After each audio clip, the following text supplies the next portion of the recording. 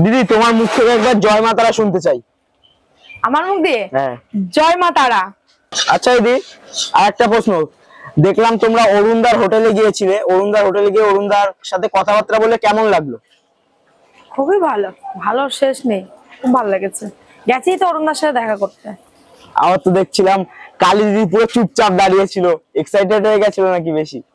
দিদি যেহেতু দেখো দুজন মিলে কথা বললে তো কথা কিছুই বোঝা যাবে না, তো আমি বলছিলাম বলে দিদি চুপ ছিল। আর সবে তো একটা ভিডিও ছেড়েছি, অনেক স্কুলগুলো বাকি আছে এখনো।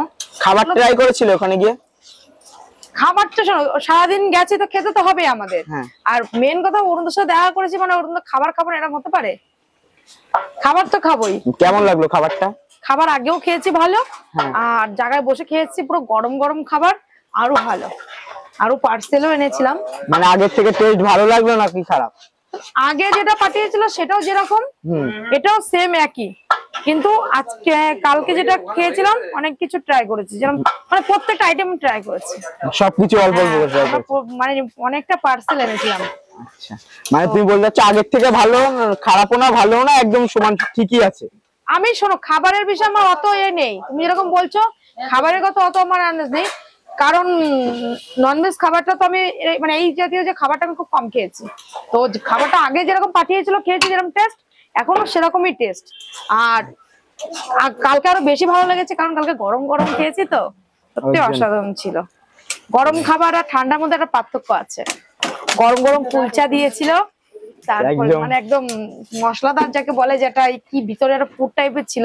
বেগুন সুন্দরীটা ট্রাই করোনি? না, বেগুন সুন্দরীটা ট্রাই করিনি।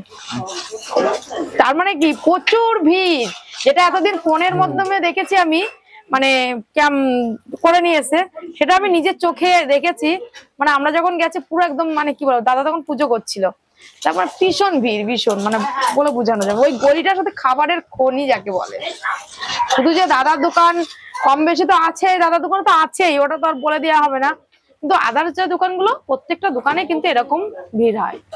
আর প্রত্যেকটা দোকানে মানে আশেপাশের দোকানেও এরকম একই ভিড়। হ্যাঁ, তার মধ্যে শোনো দেখা যাচ্ছে একটা জিনিস, যে দাদার নামটা আমরা সবাই চিনি, তো চিনা দোকানটা আগে আমরা যাবো। আমি প্রথমে ঢোকার আগে আমি প্রত্যেকটা দোকানেই আমি যাব, মানে খায় আর না খায় কথা বলবো, কিন্তু মেন ফোকাসটা আমার অরুণদাকেই, কারণ একটা কথা বলে দেওয়ার জন্য একটা মানুষের প্রয়োজন হয় পরিচয় করে দেওয়ার জন্য, আর অরুণদা কিন্তু সেই কাজটা করেছে। প্রত্যেকটা দোকানদারের সাথে আমাদের পরিচয় করেছে, কথা বলেছি যে আমরা চাঁদপাড়াতে গেছি, সবাই মানে কথা মানে বলার একটা থাকে না, তো দাদা পরিচয় করে দিয়েছে। প্রত্যেকে খুব ভালো। যে চিত্তবাবু যে মানে দোকানটা আছে, উনি তো আর নেই, ওনার দোকানে যে আরেকজন আছে সেও খুব ভালো কথা বলেছে আমাদের সাথে। মানে দাদা তোমাদের ওইখানটা ঘুরিয়েছে তাই তো? হ্যাঁ, মানে ওই গলিটাই সবার সাথে আমরা কথা বলেছি।